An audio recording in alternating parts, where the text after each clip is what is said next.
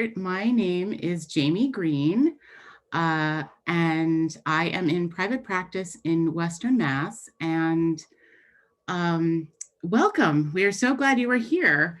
I am putting this on today with Livia Shrieky, and I will tell you a little bit about her in a second.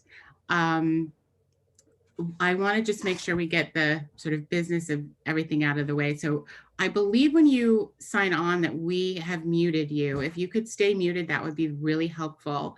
If you have any questions, just type them up in the chat. You can send a direct message to me, Jamel, and or you can just send it to everyone. That's fine. And we will try to answer as many questions as we can for you today.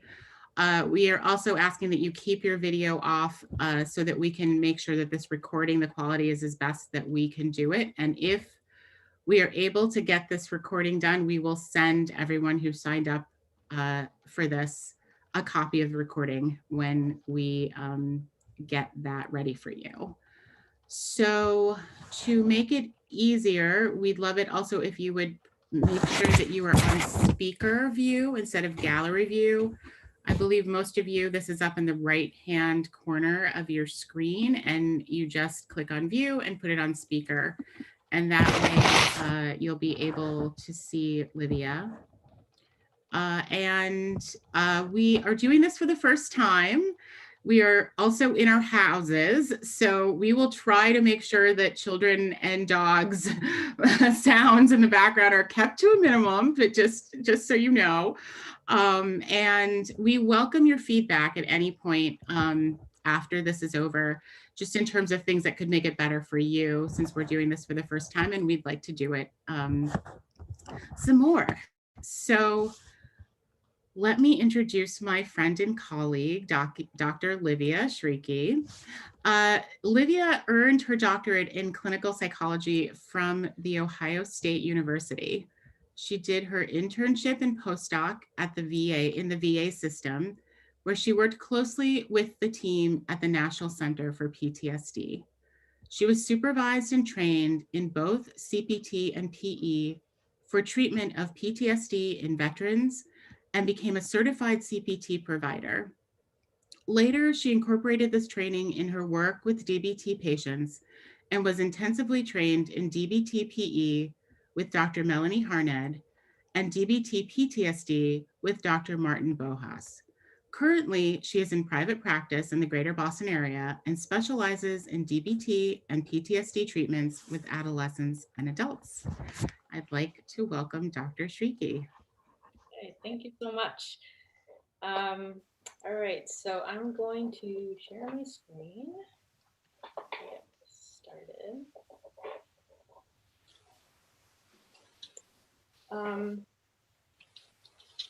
Sorry, just modifying something on my screen. So thank you. Yeah, so this is the first time that I've ever done this. And so please, if people have feedback or anything, any feedback, that would be great to hear about ways we could tweak this or make this a bit more effective. I will jump into things. So I wanted to also thank people who responded to our survey. It seems like there's a pretty good variety of different treatments people have been trained in. So it does seem like a lot of people have a good amount of familiarity with PE and not as much CPT. So I'm going to try to give a bit of space for CPT in the presentation. And then I'm going to try to talk a little bit about ways to think about both treatments so that we're using both as tools with patients and not kind of feeling like we have to choose one or the other overall in our practice. All right, so first we're going to start with the story of Madeline. Madeline was driving to work one day. When she drives to work, she needs to go down this long highway, and it gets pretty boring. So what does she do? She listens to some music, rocks out in her car a bit. She practices her mindfulness skills, looks at the sky, looks at the trees, pays attention to the road. She puts on one of her favorite podcasts. And this is what she was doing on this day, when all of a sudden she noticed that a storm was brewing. all these clouds moved in, and all of a sudden she can't see out her windshield very well. On top of which, she's stuck behind this big truck, and she's getting all this water splashed at her in addition to the rain. She's getting really frustrated, and the truck's going pretty slow. And she's noticing the time ticking by, and she's thinking, man, I'm going to be really late to work. And she can just imagine the look on her boss's face. So she thinks about it, and she decides, I'm going to go for it. All right, I'm going to pass by this truck. And I don't know if you've done this before, uh, but the big wheels on the truck cause this kind of kinetic force to sway your car. And so she notices her car is starting to swerve from side to side, and she's trying to regain control over the car, but the car just spins out of control, and she ends up in the ditch on the side of the road. So she looks up, she looks up, she's in the ditch, she's trembling, her heart's racing. Ironically enough, her podcast is still playing. And she looks around and she's relieved to see that no other cars were involved in the accident. And there were some passersby that stopped and called 911 and offered to help. And she just had this thought like, my God, what did I do? Why did I need to pass this truck? I could have just played it safe, and I could have really hurt people. All right, so then days go by, and she notices that through her head, she's having a lot of thoughts about how she could have hurt people. Um, and these thoughts just keep coming and coming through her head. And she feels like she must be such a selfish, horrible person to have made this terrible mistake. And she keeps having these images of trying to control the car and the car ending up in the ditch. She starts feeling terrified of getting behind the wheel at all.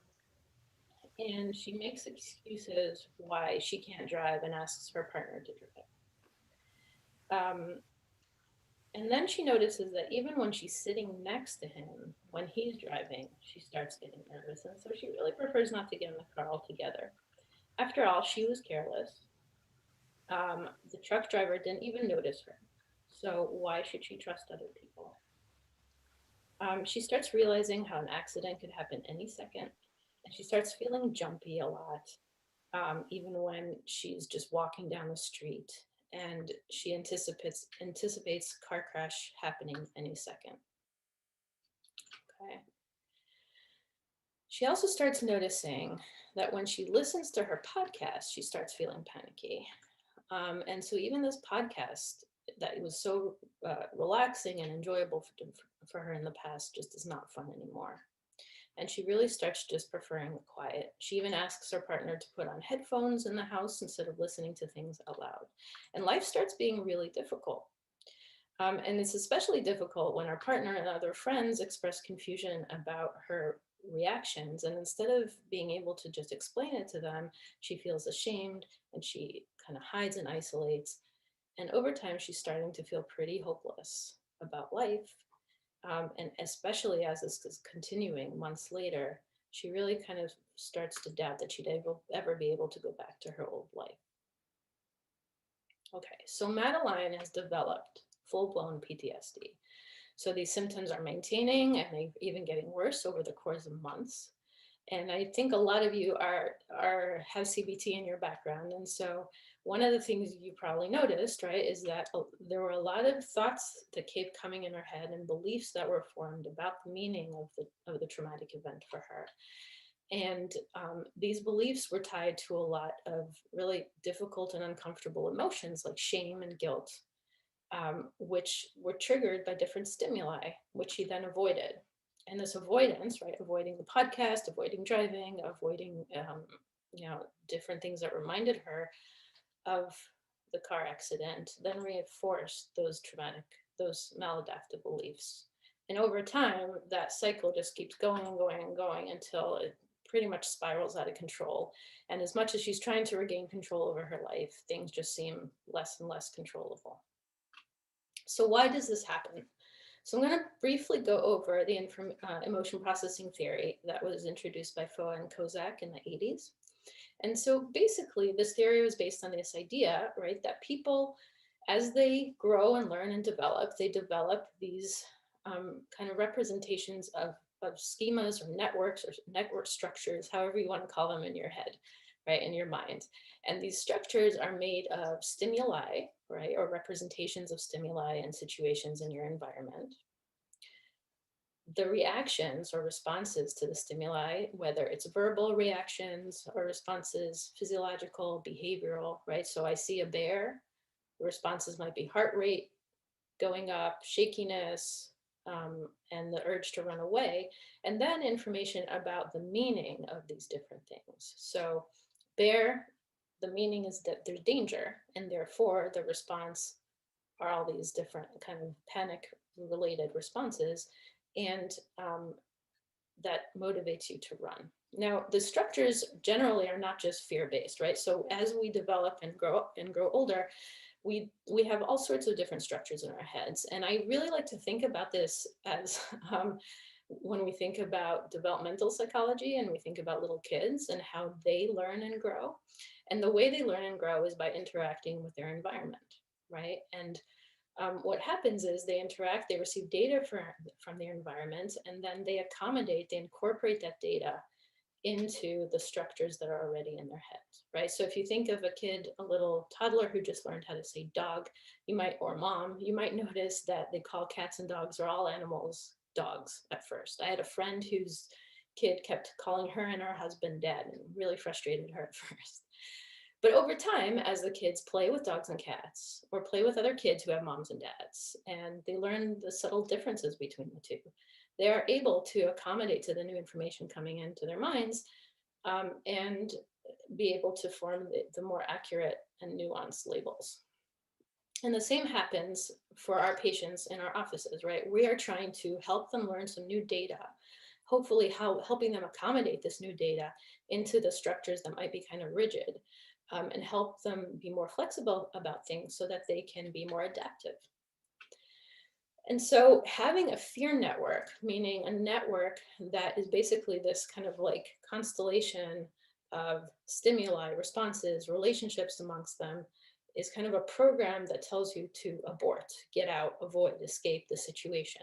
And those are good, right? If you see a car speeding towards you in the road, you want to have a fear network associated with that tells you to get out of the road.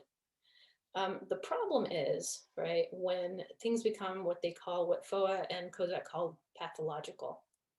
So when the stimulus and response, and the association between them, the two, doesn't really match reality, right? So yes, it's dangerous to jump in the street when a car is coming. That doesn't mean that it's dangerous to go outside where there are cars in general, right? And the fear structure is activated by harmless stimuli. So if I see cars on TV and I'm turning off the TV because it reminds me of the car crash, that becomes kind of, it's detached from reality, and the stimulus is actually pretty harmless, right? There's no harm in watching a car driving on the road. Just a quick review of the concept of negative reinforcement. So what exactly is happening when we do interact with the world and when we don't, right? So most people do not develop PTSD, even if they've gone through a trauma, because they don't avoid as much as those who do develop PTSD. At least this is the theory behind prolonged exposure, right? So if Madeline would have forced herself to drive, even though she was scared, and forced herself to listen to the podcast repeatedly, even though this created discomfort, what she would have noticed happens, let me use this cool tool, is that her fear or discomfort would have gone up and then eventually processed and gone down, right? And I purposefully say distress and not fear, because this is kind of a bit of a foreshadowing, right? So Edna Foa and her colleagues were talking about this initially as a fear structure, and PTSD at the time was considered an anxiety disorder. And so they really focused on that component of things. But over the last several decades, right, we've all kind of acknowledged, I think, that it's more than just fear, right? And that's why the DSM considers it as a stress disorder, not just an anxiety disorder. And so the shame that Madeline felt, she was also avoiding. And if she would have stuck with it, it would have gone up and down as well. Right. And we can start avoiding things before they happen, or we can escape them, right, when the distress is already high. And when we avoid things, we don't learn that we can manage this spike in emotion when it comes. And we don't learn what is dangerous and what isn't dangerous. And everything is just painted red, right? And so usually I tell patients that in this kind of scenario, you're actually not letting your brain figure out what is actually dangerous because everything is red, right? And so you haven't been able to recognize those nuances that really highlight what is a threat that you should avoid and what isn't. So they, based on this idea, they said, okay, so the person needs to interact with their world. They need to confront their fears and sit with that fear in order for exposure, for their fear to reduce. And in order for this to work, two things need to happen in exposure treatment. This entire fear structure must be activated. So all the elements. So the best scenario is if you get a client in the safety of your office to really feel like the event is happening again, to elicit all the sensations and the thoughts and emotions that have come up, that did come up during that accident, for example.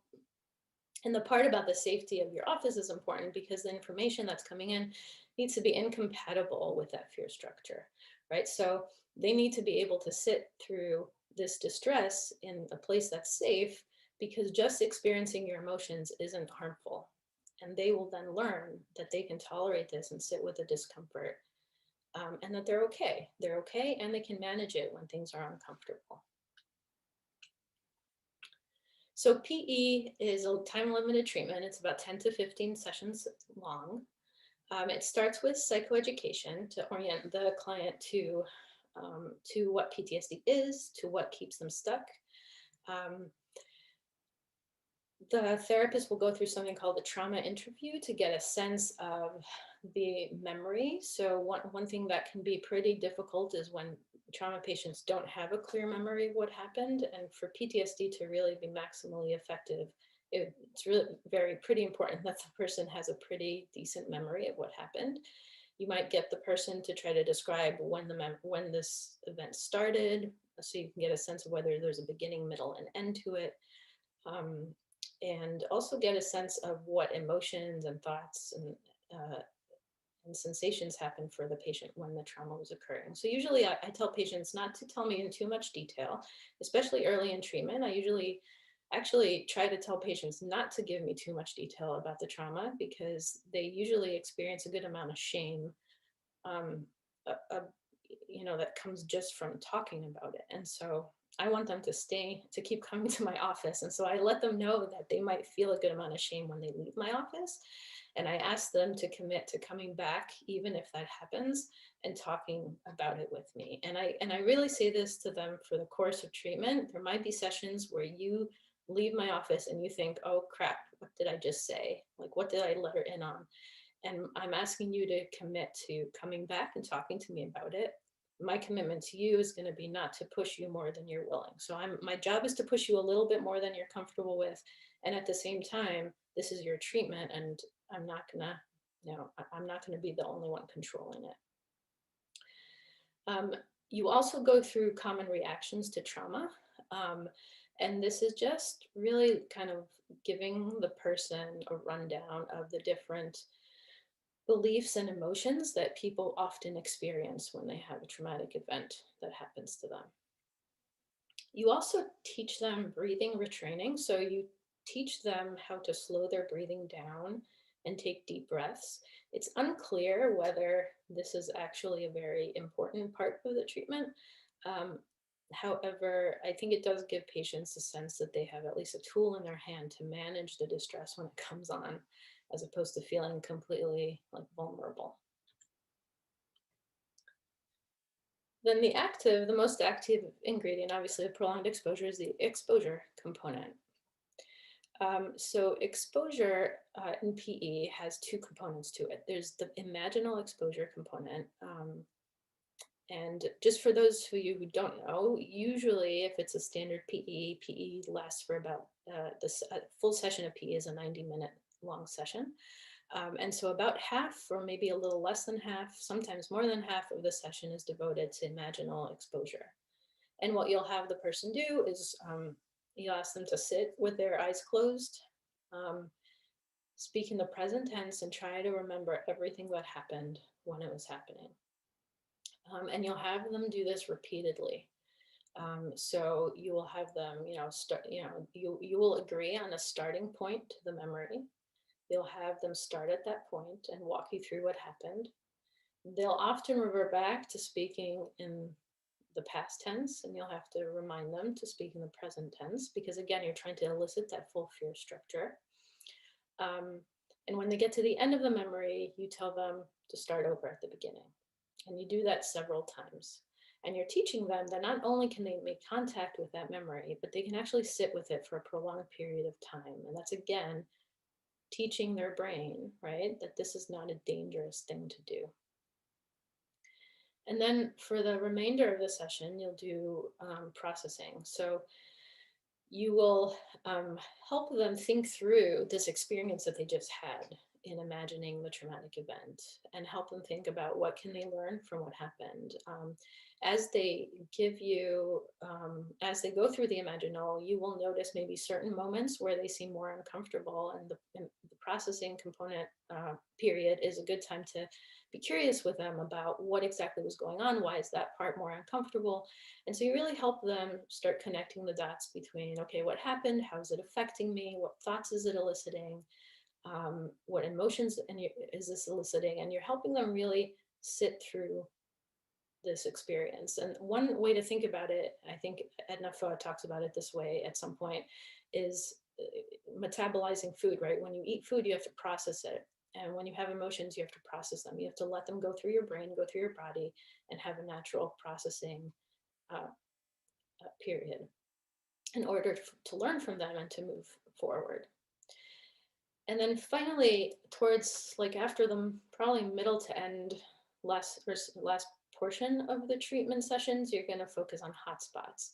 And so again, there's going to be moments as you observe your client engaging in imaginal exposure where you notice that they're more distressed, or there's probably points where you feel your gut as a clinician tells you this seems pretty pivotal and important and meaningful. And so you'll agree with your patient, you'll talk about this, and you'll agree about on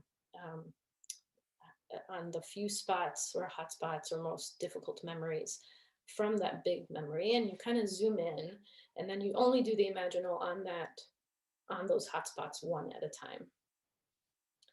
The in vivo, right? In vivo exposure is just that real life exposure component, and so you will make a list with your patient on of the things in their lives and the events that they're avoiding, the situations or stimuli or emotions that they are avoiding, and help them think through some in vivo exercises, exposure exercises that they can do either in the office, but usually between sessions on their own. Throughout the entire imaginal exposure and in vivo exposures, you're asking the patients to keep track of their SUDs, their subjective units of distress. I don't know if this is, I know that in the newer manual for PE that is remaining there, I know with the inhibitory learning model, if those of you are familiar with that, it'll be interesting if the SUDs continues to stay. Anyway, in the imaginal exposure, you're having people every 5 minutes give you a number, which is their SUDs. And in vivo, you're asking them also to keep track of their SUDs as they're going through exposures. Okay. Jamie, I'm wondering if this is a good point to stop for any questions about PE before I go on to talking about CPT.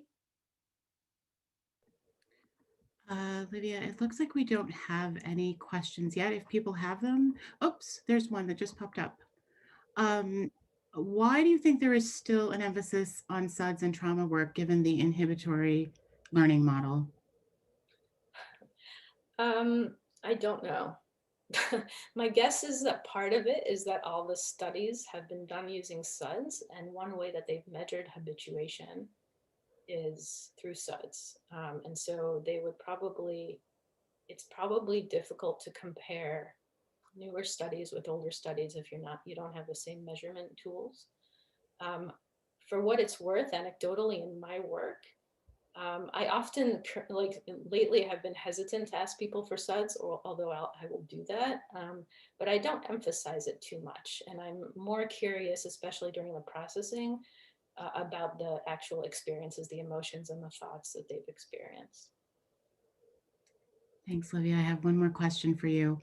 What do you think about doing PE via telehealth? So there, it seems in general, it seems like um, data suggests that it's effective. Especially with COVID, I can actually, I thought of sharing this, maybe we can share this with whoever signed up for this talk. There's a study that Melanie Harned had shared on PE during COVID that was conducted at the VA.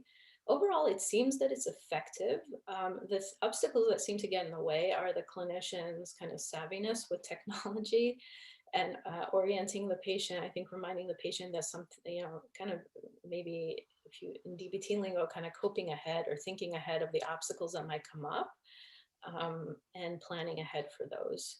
So making sure you kind of know what you're doing technology wise and that the patient is aware, knows what they're doing, I think is really important, because otherwise certain glitches could come up during the exposure component and the client could jump to conclusions around that. You really want to make sure you troubleshoot ahead of time. Awesome. Thank you. Mhm. All right, so cognitive processing theory. Just see how I'm doing with time. So CPT was developed initially by Patty Resick in the early 90s. It is based on the same theory that Edna Foa had based PE on. And it came about because, as I said earlier, right, the initial thought around PE for PTSD was about fear and fear structures. And Resick said, well, what about all these other emotions that come up in PTSD, right? People don't just experience fear and avoid fear. They feel guilt, they feel shame, anger, confusion. And she kind of showed data to support that and said PTSD is a much more complex disorder than just a fear disorder. Um, and she came at it from a more cognitive perspective. And in CPT, we talk about this idea of having manufactured emotions. So you might have primary emotions. So Madeline might have experienced a lot of fear initially when the car crash happened. And then she quickly went to shame. But that shame was driven by the thought of, what have I done? I should have done differently. I made a mistake. What are other people going to think? And so what Patty Resick said was, we have to really target the meaning that people make of what happened to them through cognitive restructuring. And if we address the meaning, we can then, that will lead to symptom reduction in PTSD in general. So CBT is approximately similar amount in length, about 12 sessions long. Again, start out with psychoed, as you do in most CBT treatments. You review the PTSD diagnosis, you talk about the role of avoidance and beliefs in maintaining PTSD, and you basically set the stage for this idea that, this event happened to you, these beliefs are keeping you stuck in the past. And so we really need to start being curious about how you perceive things and try to help you think about things in a more objective way in order to help you with your PTSD. The intro component, or I don't know if it's intro, it's probably somewhat active ingredient of treatment as well, is the impact statement. And so you'll ask them in the first or second session to go home and write an impact statement, meaning why, have them start connecting the dots again between help them connect the dots and make sense of, or at least tell you how they make sense of why what happened to them and how it's affected their lives. And I find actually, just again, anecdotally, that this process is really helpful in general in treatment of PTSD. And I think of the function of this as similar to the common reactions to trauma that you go over in PE, where you're helping the person start making sense of things. Okay, so this happened, and then all these symptoms are still here. And so how can I really connect the dots between this happened and then this is where I'm at now, and how can I make sense of that? Um, and then you also, there's an asterisk next to this, you have them do a trauma account.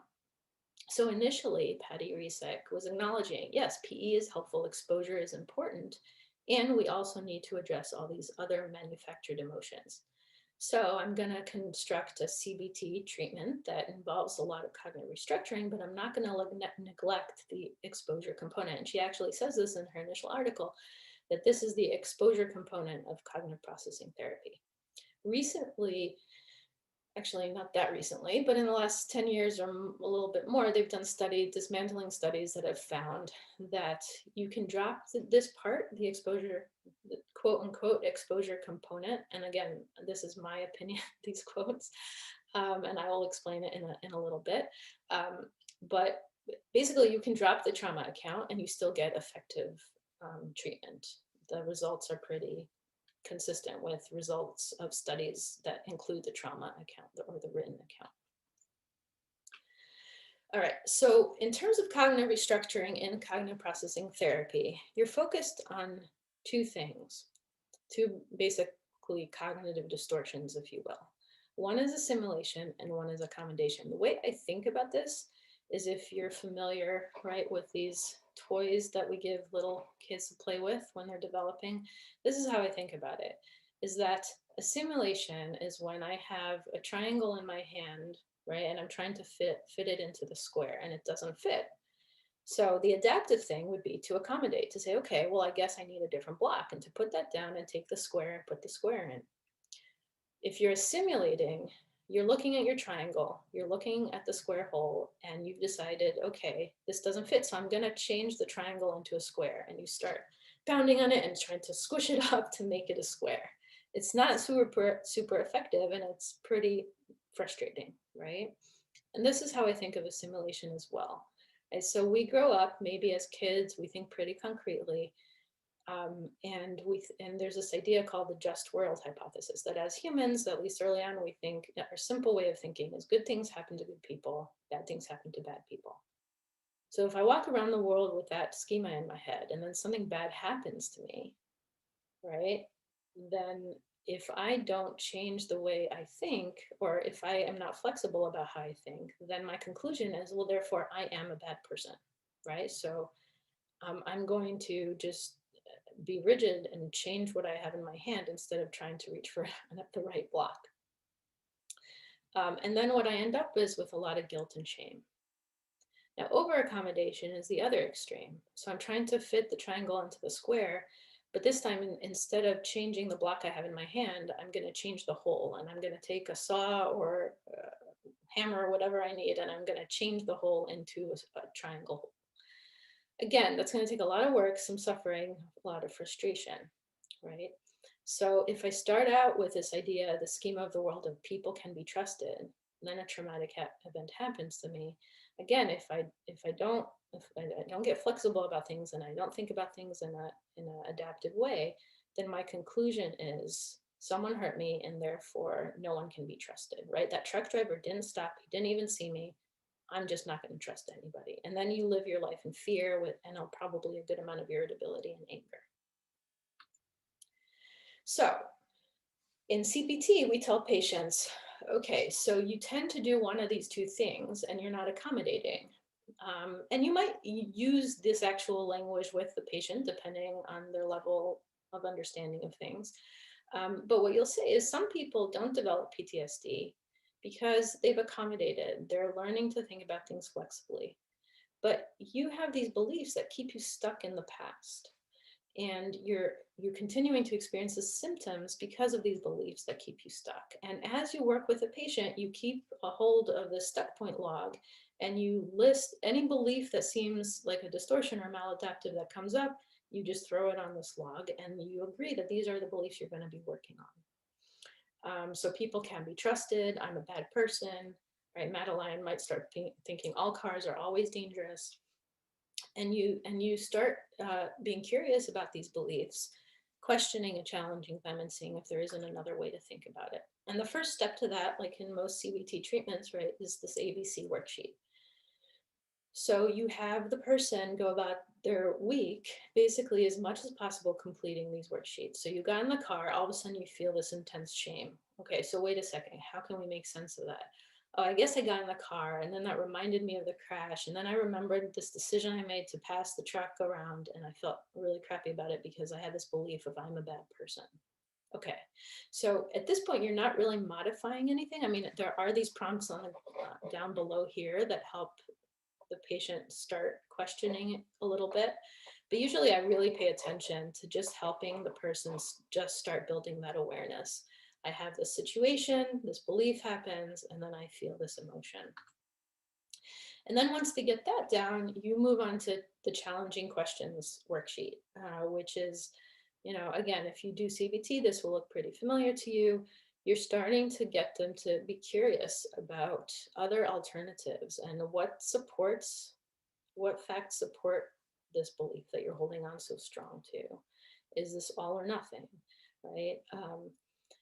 You're trying to get the person to start not just being fused and taking these beliefs for granted, but loosening them up a bit. And for those of you who are more behaviorists or radical behaviorists, I tend to also just personally have a hard time with cognitive restructuring because, especially with individuals who have more intense emotions and maybe some characterological issues, I feel like I'm just starting this debate and argument with them.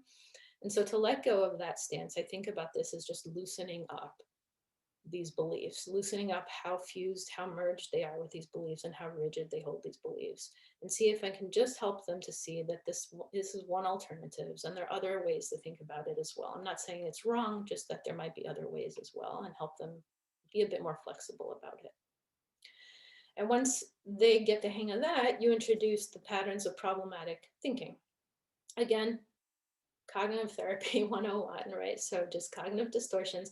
You're just trying to get them to be able to categorize which belief fits into which category or which categories might apply to your beliefs. Again, just to start helping them take a step back, noticing the thought, questioning the thought, and is there a possibility that it falls into one of these patterns? I also find it really validating, I think, to know, like, I think as a patient, I would find it validating to know that there's a lot of research that suggests that people who struggle tend to have these kind of thinking traps or problematic ways of thinking. So this is not just, my issue, but this is something that happens for a lot of people and keeps a lot of people stuck. And it helps me kind of take a step back and be a bit more willing to be curious and question where I'm coming from. And then this is kind of putting it all together. So the first couple columns here are the ABC worksheet, basically. The only difference is you're having them rate how much they believe this thought and how intense their emotions are. You have them go through the challenging questions worksheet, categorize maybe what category, what thinking their thought might fall into. And then you have them start thinking of alternative hypotheses or alternative beliefs. Okay. And how much do they believe this alternative belief? So maybe people can make mistakes and not be bad people at the same time, right? And then once you have that alternative thought, how much do you actually still hold on to and believe that old thought? And how intense are your emotions? And people start really being able to think about things much more flexibly when they're able to take this perspective. Sometimes I think both with exposure and with this process, I'm always shocked again that the treatment works, even though I've done it thousands of times. But people are able to really start, you'll see a reduction in intensity of how much they believe the thought and how intense their emotions are. The last few sessions of CPT are devoted to areas that seem to be really important for people who've experienced trauma. So McCann did some research that suggested that these are 5 areas or 5 themes that come up in people who've been victimized that seem worthwhile to kind of work through and work on. And so you'll have patients think about issues of safety, trust, power, control, esteem, meaning not just this self-esteem, but esteem for other people as well. And intimacy, not just with other people, but intimacy with yourself, right? And you try to help them think about, okay, how has my sense of safety with myself and in the world, so you help them think about it in relation to themselves and the world, how is that shifted from before what happened to what's happening right now? Okay, so before I thought I was a safe driver, and now I'm questioning how safe I feel as a driver. Before I felt like I could trust, I felt safe in the world, or I could trust people in the world. And again, it looks like that, you'll find that there's overlap among some of these categories. And now I feel like I just can't trust anybody. I felt a sense of control in my life, right? Again, but how did this feel with yourself and other people before, and how has the trauma affected things? And one thing you'll talk with them about is that it could be that you had some negative beliefs before the trauma happened, but the trauma just reinforced those beliefs. So it kind of was a nail in the coffin, right? So before, I watched the news every night, so I didn't think the world was a super safe place. But now that it happened to me, that just made such a difference to me. And I think a lot of people have that experience. You'll see that with esteem and intimacy, you actually have the patients engage in some behavioral exercises to change how they're living. So you'll have them practice giving and receiving compliments or doing things for other people. And then with intimacy, you'll have them kind of give themselves some TLC to counteract some of that shame, is the way I think about it. And start giving themselves some compassion and being able to take care of themselves. Um, and then the final session, you have them come back with a second version of the impact statement. And patients often find that the way they see the trauma has affected them has shifted after those 12 weeks or 3 months of treatment. And that can be pretty powerful to really kind of take a step back and see, okay, how has my life changed? How have my perceptions of myself and the world changed after going through this treatment? So are these treatments effective? So both, and which is better, right? So both treatments Olivia, seem to be, yeah, Olivia, I'm going to just break in. I just have two questions about CPT that I just wanted to, three questions sure. that maybe we can answer before you go on. Is that okay? Yeah, of course. Okay. So one of them is about the question at the beginning that you mentioned, why do you believe this event happened to you? Mhm. And the person is wondering, in cases of abuse or assault trauma, is there a way to ask this that may be not so invalidating or blaming? Um, so I mean, the way the question is asked, that's the way the kind of protocol has it. That's a standardized way. I think it'd be interesting if the person feels invalidated by that. I don't think it's intended to be invalidating. The idea is just to help you start thinking about it. Do you feel like this happened to you for a certain reason, right? Why do you feel like this happened to you? And to help you start thinking about it that way. But that's a really good point, I think, in demonstrating that in so many, patients with PTSD, the feeling of shame is so prominent that you really have to, and this is my anecdotal experience as well, is that you really have to orient them before you jump into treatment that they're going to experience a sense of invalidation and shame. And this is not because you intend to invalidate them. And that if they feel that way, it's really important that they ask you and they talk to you about it, because that would be a wonderful question for the patient to ask the therapist, and for the therapist then to be able to elaborate. This is not about judging you. This is just about helping you understand how you see things. And is there a reason you feel that this happened to you? Are you blaming yourself? Do you feel like it's your fault? Do you feel like it's someone else's fault? Thanks. Okay. The next one is, I'm curious how important you think it is to avoid reviewing the trauma narrative until after treatment. I know the protocol says not to, but since COVID, it's all been electronic. I'm not taking a physical copy from the client, so they could potentially review it at any time. Is that clear? Do you mean the written account? I don't think I totally understand. I think that's what they're saying. Let's see if I have her. Yes, the written account. Well, I'll get to that in a minute, but you don't have to do the written account to do effective treatment. So if you Okay. feel like telehealth is not a place that you can do that effectively, you don't need to do that. Um, So I have a few questions that I think are going to lead into the next part. Sure. And it seems like there's a lot of interest around them. One of them is assuming the patient has no preference for which they prefer, CPT or PE, which would you choose and why? And how do you decide who gets PE versus CPT? And then this is someone who labeled this as a potentially controversial question. Do you believe complex PTSD, quote unquote, exists?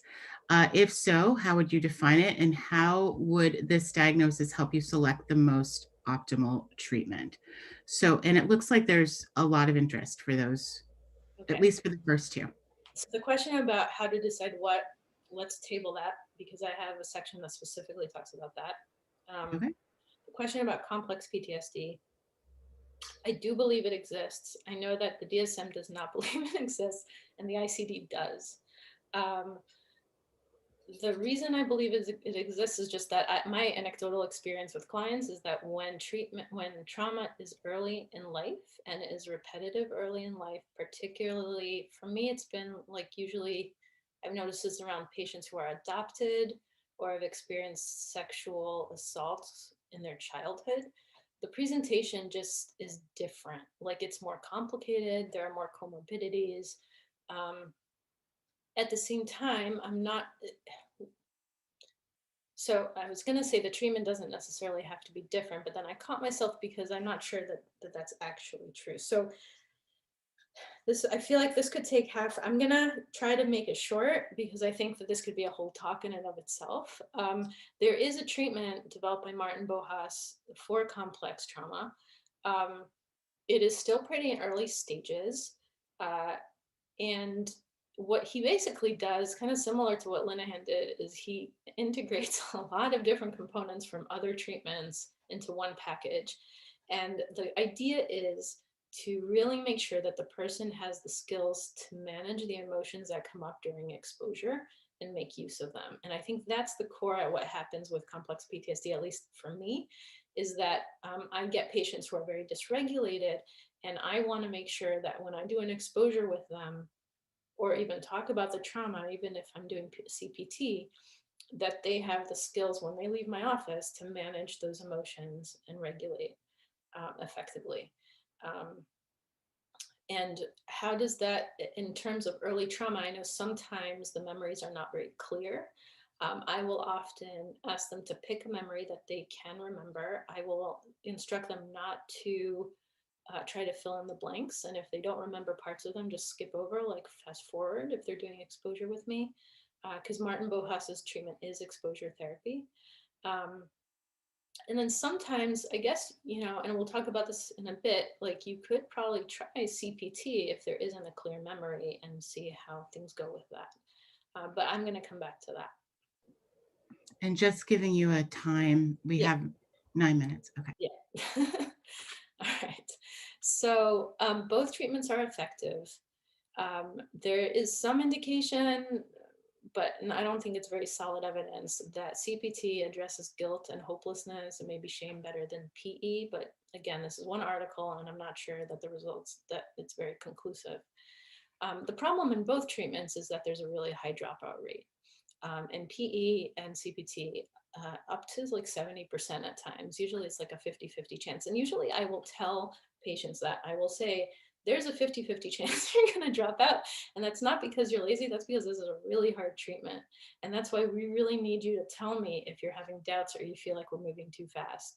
And I will actually tell the patients these statistics early on, both to reduce shame about dropping out and to normalize it, and also to emphasize how hard this is and to validate how hard it is for them. Treatment preferences. I'm going to do this really fast.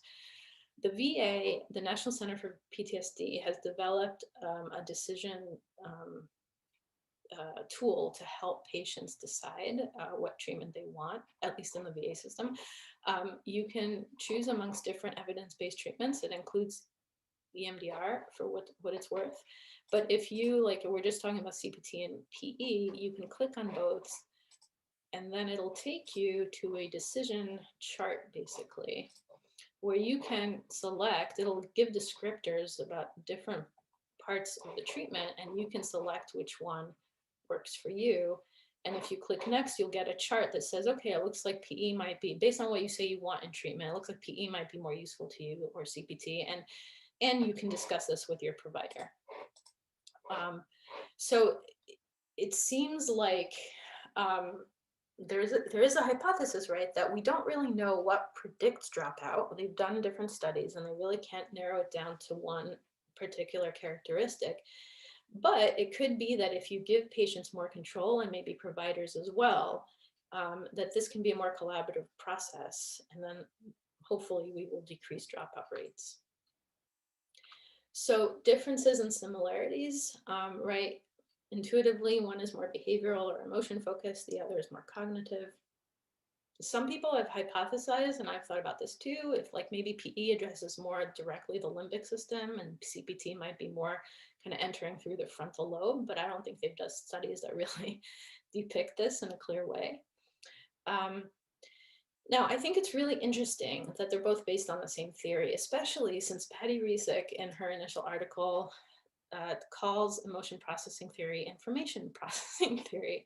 And I don't believe Edna Foa refers to her theory as information processing. And I wonder if this is kind of part of this just general feeling, I think that happens a lot in our field and in fields of science in general, of having to kind of compete for what treatment is right. And this relates to this idea of the trauma account. So they did a dismantling study in like 2008 or so, where they experimented with taking out the written account versus having it in, and also only doing the written account. So if you believe the written account is the sole exposure component and taking it out, they actually found that the results, so this is CPTC, meaning without, just cognitive, without the exposure component, and this is with the exposure component, and they both produce the same results. If you just have the written account, the results are not as great. So these are scores on the PCL. Higher scores mean higher symptomology, I think, or the CAPS, but higher scores are higher amounts of symptoms. Now, in my kind of humble opinion, I think that what's happening is that there's a big polarization in the field, right? Which often happens, I think, in our field. And there's this idea, okay, so we took out the written account and it didn't make a difference, therefore it's unimportant and we don't need exposure. I think that's a pretty big leap, right? And it's led to a lot of head-to-head or some head-to-head studies between CPT and PE, and this idea that we need to kind of decide which is better. And I really think that maybe there's a different take-home message. Okay, so with cognitive restructuring and CPT, yes, we're focusing on cognitive restructuring, but you really can't talk about your thoughts and feelings without talking about your thoughts and feelings. I think that there's still an exposure component. And I think other people have given this feedback, and what they've said is, well, talking about your experience isn't the same as putting yourself in the experience and doing prolonged exposure. And that's fair, but maybe this suggests that you don't have to activate the entire fear structure, and that some exposure is important. And in PE, I think in the processing component, we definitely do cognitive restructuring. So to say this is only an exposure treatment and not a cognitive therapy treatment, I think is also not really true. And so I wonder if there's a way to see the differences of the two treatments as actually valuable and important. Both treatments agree that avoidance is important and beliefs are important in maintaining PTSD.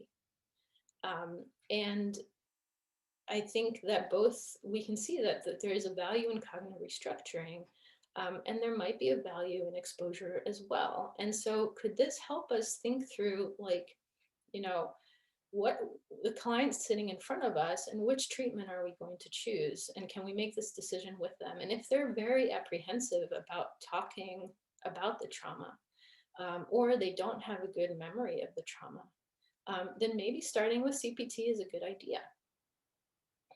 And if they, and it could also be that CPT could be used as kind of a foot in the door. Like maybe let's just talk about the trauma in terms of how it's affected you. And if we feel like there's still residual PTSD after that treatment, then maybe it's worth doing more exposure work.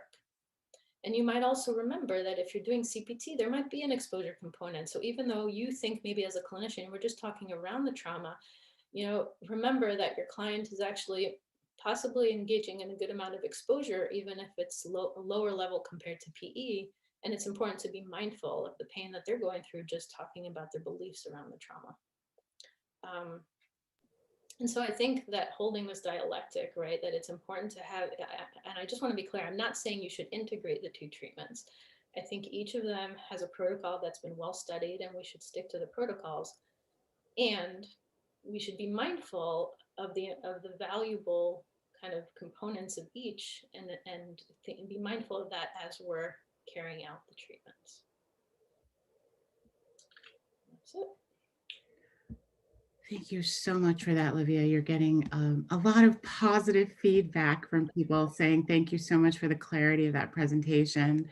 And I have one question here. I have a few questions, but we're probably not going to get to all of them. But so this one is, how would you select a treatment if the trauma is considered ongoing? For example, recurring rape jokes from a family member a patient lives with, or racial discrimination, family invalidation, etc.